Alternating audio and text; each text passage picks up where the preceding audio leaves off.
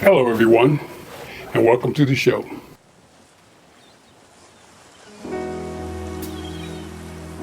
On a beach in the sand, I think of you.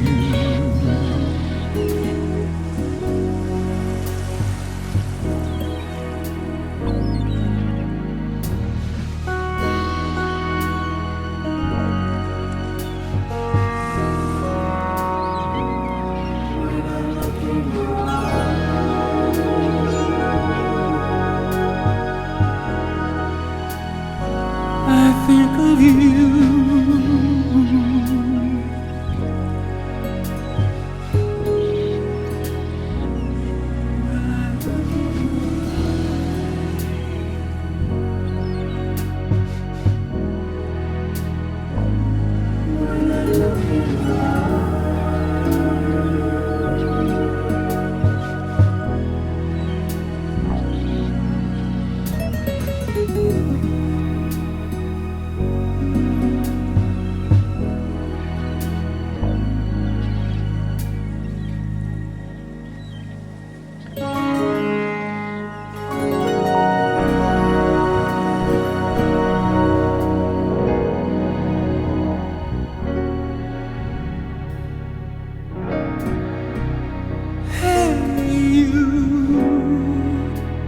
Did you realize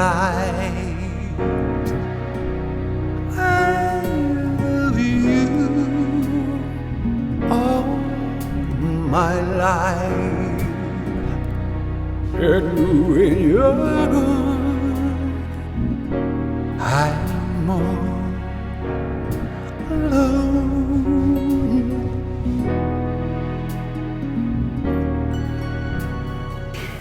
Welcome back. I am Curt Williams, your metaphysician, hermeticist, and newly decided to be monotheist, meaning I believe in one God. Now, last show, what we were concentrating on is forgiveness. And just to remind you a little bit of how that particular show went, it was a situation where we were talking about reincarnation. Now, let me talk about reincarnation for a while, because it is a conversation where what I would like to get out of it would be the simple reality of whether or not somebody is believing in it, buying it. You have Christianity, and then you have reincarnation. More than half of the world believes in reincarnation. Now, I might have to fact check that because I don't want to be the kind of person who just makes up facts. However, that's what they used to say, is more than half. But the main thing is you have people on the left and people on the right. And let me tell you why I believe in reincarnation. It's simply because while I was matriculating through church and growing up, I was uncomfortable with everything, just about everything they had to say. Not the good parts about how somebody loved somebody and did something great, but the big stuff. I'm talking about the stuff that was talking about Adam and Eve in the Garden of Eden, and Eve ate an apple that a snake told her not to eat. I can't deal with that kind of infantile, narrow-minded thinking. It's just something would have to be wrong with God. If that story is the truth, something would have to be wrong with God. I'm a little kid, and I'm like, this doesn't make any sense, And so, in the position that I am now, it's the position where I'm defending the creator of the universe. So, if you say something about him, I'm going to defend him. And to blame him for being anything having to do with that story of the Garden of Eden is beyond ridiculous to me. And I don't know how anybody that can teach that story means to me that they don't have a mechanism inside them that's telling them, whoa, whoa, whoa, stop. You need to question that one, because that's what happened to me. I'm a spiritualist, which means my spirit talks to me and we have a relationship. my spirit said, whoa, don't, no. No. There's too many issues here. There's too many issues. First of all, Eve didn't have enough experience of life to even understand the repercussions between good and evil, because she was just born, she was just created that day. I don't even want to get into the anybody who can teach that. I'm telling you, all of you pastors that are comfortable with that story, you are comfortable because you don't have a mechanism in you saying, whoa, time out. We need to think about this. I mean, even if you didn't have an alternative, you still need to think about that one. And then just to consider the fact that if Adam and Eve were the first human beings, who was there to record it? And I'm so tired of talking to people, and they'll say, every time there's a question like that, they'll say, well, God can do anything. You know, oh, yeah, like what? Make Eve understand it? Yeah. He can make Eve understand everything. So basically what you're doing, you're compensating for the most brilliant thing that ever existed where it's not necessary. The story is just ridiculous and it's not true. And in my book, there are other stories that my spirit is comfortable with. I wrote the book because my spirit asked me to, and everybody who writes the book says the same thing. Well, God told me to write it. Well, God didn't tell me to write it. My spirit told me to write it. But mine was very peculiarly interesting. When my spirit told me to write this book, he didn't say it like, okay, I want you to write a book and this is what I want it to be about. It wasn't like that. It was a whole adventure. There were a lot of things that happened before that point to prepare me to write the book. I was a business owner. I got kicked out of the business I was in. I had to start all over. So here I am, a security guard with nothing else to do but question things and study. I was able to go through 200 books in 2 years. And so I'm absorbing all this, and I didn't even know why I was doing it. Ultimately, a dear friend of mine asked me, Curt, what are you doing? I mean, come on, you've done this and done that, and you've been here, and here you are doing this. And I said, well, it's respectable, you know. And she stayed on me for about 3 or 4 minutes, telling me how I should be ashamed of myself. So I went back to work the next day, and I said, you know what? I'm going to pretend that I'm doing research for a book. I literally said that.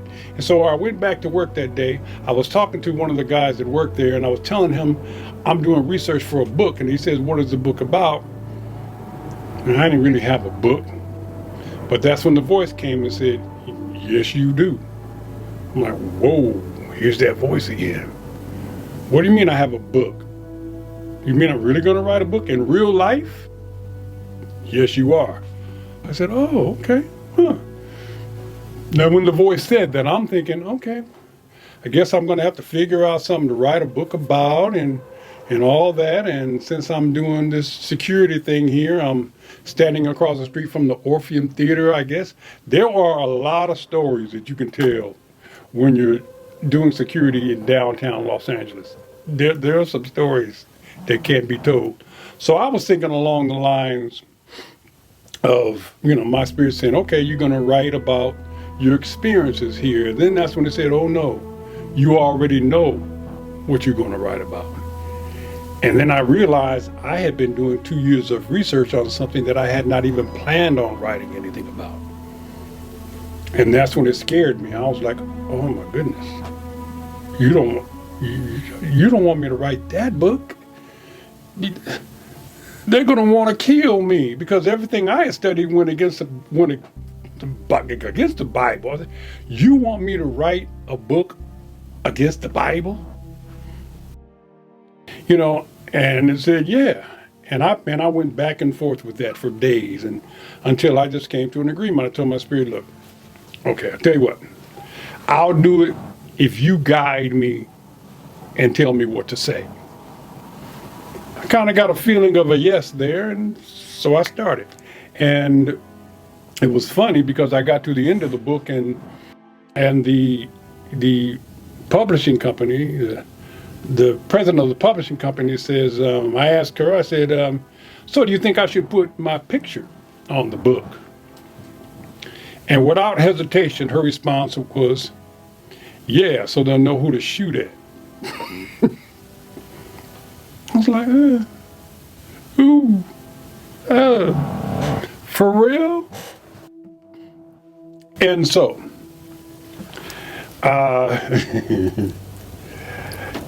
it wasn't until about last week when I really began to feel comfortable about what I'm doing. Last week, I wrote the book 2 years ago. I've been sitting here talking like this for a year, and it wasn't only till last week where I began to feel completely comfortable in my skin, and that was because I heard Judge Joe Brown say something. And what he said was that if you are a hero, for instance, or hero, you know someone is a hero if he gets assassinated. I'm like, what? I'm like, my favorite people are Lincoln, and Martin Luther King, and you're right. And they weren't scared. I said, so if I get assassinated, that'd be a good thing. Not that I'm so narcissistic to want to be heroic just for the sake of it, just to be important. But the truth of the matter is, there's a lot of things that have gone on in my life that will put me in a position to for instance, I really started studying when I said I went through 200 books. I realized that once I got through going through that, there was a young lady, she was going to church, and she told me that her pastor was smarter than me. Now, I don't know if I got upset because I didn't believe her, but I think I got upset because you don't know me well enough to know what I know for you to make that statement. So the mere fact that just because I'm doing construction right now doesn't mean, so for you to assume that your pastor, I think that's what pissed me off. However, there might have been a deep egotistical side of me that says, I don't agree with a lot of things that those preachers are teaching. And after I got through learning all the things that I definitely don't agree with. A matter of fact, I don't think the preachers know what they're talking about, and I'll be damned if I'm gonna talk to a preacher and first of all, a minister of the gospel is not going to be able to deal with somebody like me simply because I'm not going by the gospel. Two people who believe in the gospel can fight about it and argue about the little points all day long. I don't believe in it, so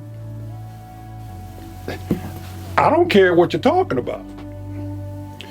And you're not going to tell me anything that I have not heard since the time I was a child. So I already know everything you're going to say.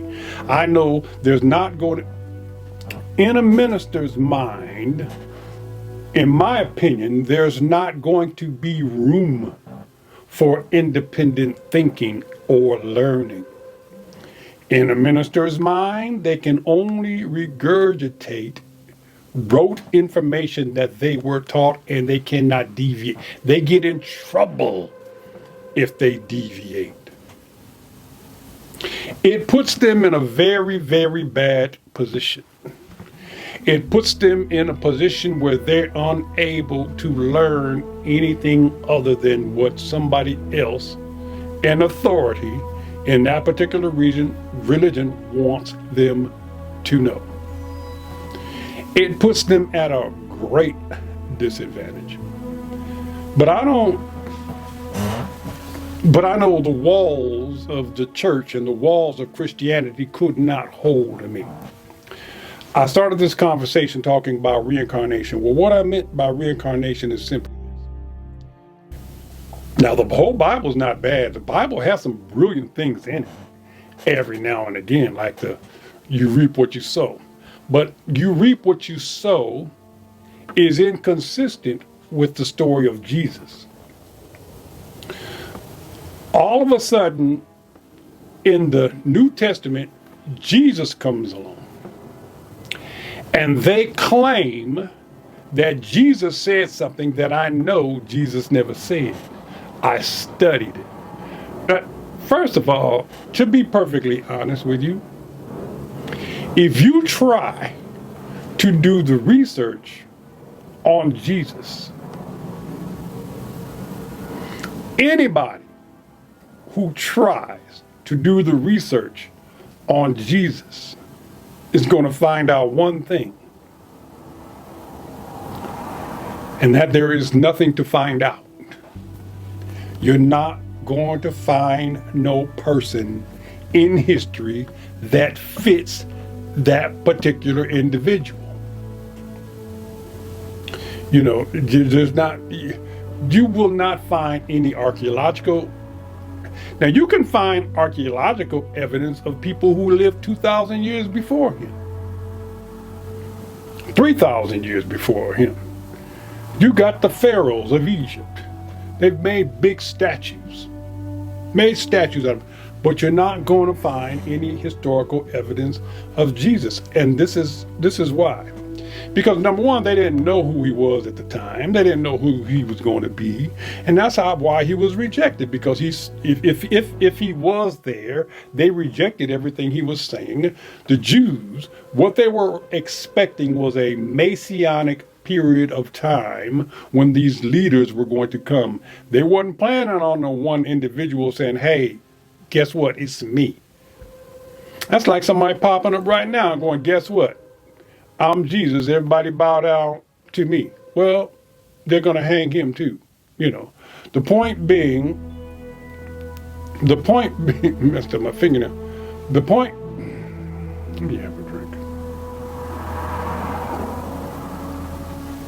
The point being, Jesus would be rejected today, just like he was before. You don't come up here with something new and going, "Okay, guess what, everybody, stop, look, and listen to what I'm saying." And they're not going to do that. They're going to rebel just like they did. So he wasn't important enough for somebody to take note of while he was there. However, I have evidence that he did exist, but they didn't know who he was, and they didn't know he was a Messiah, and so forth. There was a scribe that was there during the time, and he said there was a man that fits the description, and they called him the Egyptian because he had just come from Egypt. And in my opinion, in my studies, it's very likely that Jesus did, while he was in his youth, go to Egypt to study. I believe that. Now, there's evidence over there that there was a Yeshua that went to school in Egypt, and that would be your Jesus. However, over here, they had no knowledge of who he was, and when he came back, he would be described as the Egyptian until that fateful incident where they had the trial with him and Barabbas, and they decided to hang him on a tree. Now,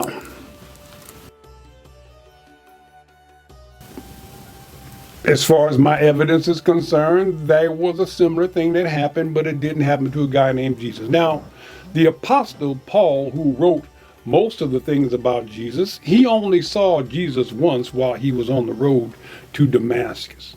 So how could he, and he's the one that wrote the most stuff. So basically, you got these people who are writing about a man that they didn't even know very much about. Number one. And to base an entire religion on that, that's why my book is very complicated. What my book says is this. It says that the archangel Lucifer was pissed off at the Elohims in the book of Genesis because they created beings. And they weren't supposed to create beings. Only the creator of the universe creates beings, because he does it in a particular way. So they evolve very slowly and they learn stuff. But when these Elohims in the book of Genesis created mankind in their image, they put a lot of stuff in there to boost up and progress, because they wanted their brain matter, their teachable brain matter, to be on the level so they can teach them how to do what they wanted them to do and to service them. Lucifer was upset with them. So Lucifer tried to make a compromise. Okay, if you guys can be a god, I want to be one too. Jehovah said yeah, and then he changed his mind at the end. And that's when Lucifer flipped the whole script and said, I'll take over the whole system. You gotta understand, Lucifer is an archangel, one of the greatest ones there were. Lucifer can see the past, present, and the future. If you are a being that lives in a place that can see the past, present, and future, there's no way for you to make a mistake. If you did make a mistake, you would have known it was a mistake and you just wouldn't have done it. So he could figure out a perfect plan from Jump Street that will work. At least it will fit the parameters of the levels of destruction that Lucifer wants to do, since these Anunnakis, these Elohims, were pretending to be God and were controlling the population with a religion. Lucifer said, I'm going to take over that religion. Nothing of this has to do with the creator of the universe. The creator of the universe is going, wow, this is interesting. Let's see what happens with these folks. Because that's where the free will part comes in with the creator. The creator already knows everything is going to turn out well in the end anyway. So, and people are going to go through bumps and bruises along the way and blah, blah, blah. And he knows that. And he's like, okay. But you have to know that the creator of the universe has nothing to do with anything good that happens to you. Nothing. Think about this. Wrap your mind around a creator that's doing something good for somebody. Would it also not be true that if something bad happens, he's also causing that? I love listening to the tennis player. What's her name? I'll think of it. She's kind of new, so it's not that familiar, but she's the one who won the last, I guess, one of the big tournaments. Could have been the U.S. Open. And she said something very profound. I've never heard an athlete with such wisdom. She said she prayed to God before the tournament. She said, not for the win, but just so I can do the best I can. There is so much wisdom in that statement, because what she's saying is, I know God is not going to make me win so that this other person can lose, because that ain't fair. Everybody else will say, I did it, God did it. God did it. When the young lady won the woman's NCAA, the first thing she wants to think is God. God is not responsible for you winning, because he would also be responsible for the other people losing. That should not be that difficult for evolved human beings to understand. The creator of the universe cannot save you from a car accident when there's other car accidents that are going on. That means he liked this person and didn't like that person. You see the logic in that? The creator of the universe can't say these people are going to heaven And these people are going to hell because the Creator will be responsible for both. He created them. He knew what they were going to do. It's beyond unintelligible. I have no other way to put it. It's beyond unintelligible, and all you preachers should have had a mechanism inside of you that said, "Whoa, this isn't making any sense." And guess what happened when you heard it? Because I know you heard it. Because you heard the same thing I did. We're in the same field. We're talking about the Creator. You cannot study the Creator without hearing something that's telling you, wait a minute, this doesn't make any sense. You heard it. The issue is, once you commit yourself to a particular religion, your economics is based on that religion. If you try to deviate from that, they'll kick you out the church and you got to go find a minimum wage job like I did. So you keep teaching the goofy stuff, knowing good and well that something's got to be telling you something ain't right. Why is God creating beings and sending some to heaven and some to hell? That, my people, is a Lucifer thing. That's what Lucifer does. Lucifer will do that. So the Creator is not sending people to heaven or hell, but Lucifer is going to make sure that's in the literature just to confuse everything. See, I'm running out of time now, but so I'm going to have to stay on this topic for a while because this part is so controversial, and I don't want to just criticize ministers like I'm doing without backing it up. Ministers, you can't debate with me because you're going to have to stick to scriptures, and I don't care about the scriptures. So that wouldn't work. However, thank you guys for joining me, and we'll be back next week, and we're going to keep this conversation going about reincarnation and dealing with your spirit, because as far as I'm concerned, humanity has come too far to save itself. I think it's over. As far as human beings are concerned, in this particular iteration of existence, we're going down as a whole. But as a reincarnationist, you understand also that it doesn't end there, it just reboots. So if we can learn enough so that when it does destroy itself, we come back in a very favorable way. And the only way you can come back in a favorable way is if you were not a part of the destruction. As long as you were not a part of the destruction, you will come back in a favorable way. I'm not preparing people to have a good life here. I'm trying to help people think towards whether I'm right or wrong. You know, if I were you, just like you buy insurance policies, just in case I'm right, just in case reincarnation is a real thing, just in case you come back, it will behoove you to set yourself up so you come back in a comfortable, livable, doable situation. Thank you for coming. I'll see you in the next show.